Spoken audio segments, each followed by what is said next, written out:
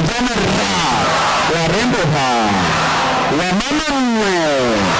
Jambo la pili, hapa mbele, kijana hana pesa, kijana hana kazi, kijana anaweza tamani kufa, lakini kijana hana hata pesa ya kununua kamba ya kujinyonga nayo.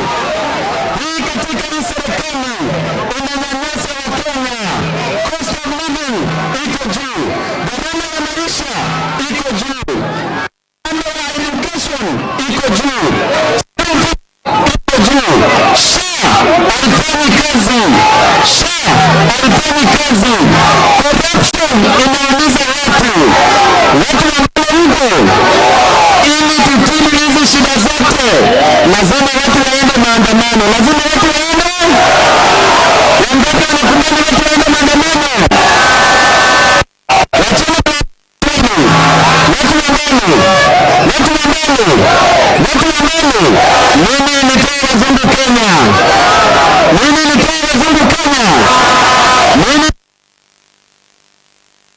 mimi nileta multi-party system, mimi nikipatia katiba, mimi nikipatia katiba, mimi nipatia para na kazi, mimi nipatia ndani kazi, mimi nipatia ndani kazi, mimi nitakupatia kazi, mimi nitakupatia school fee, mimi nitakupatia corruption, mimi nitatoa SHA.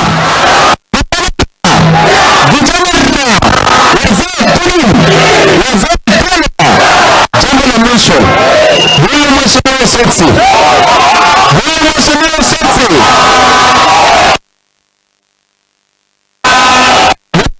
wangapi watu watapatia mheshimiwa Sexy gavana wa Vihiga?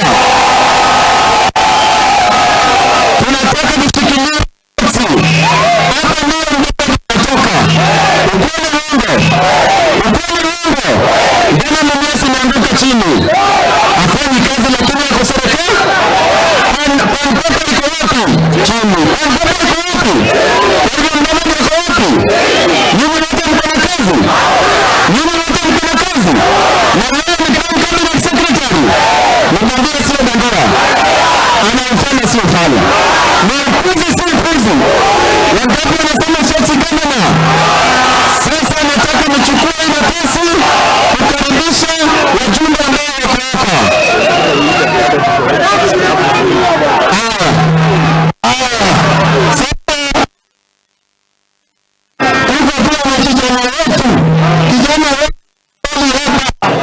hapa Sabatia, mbunge wa Saboti, Hamisi.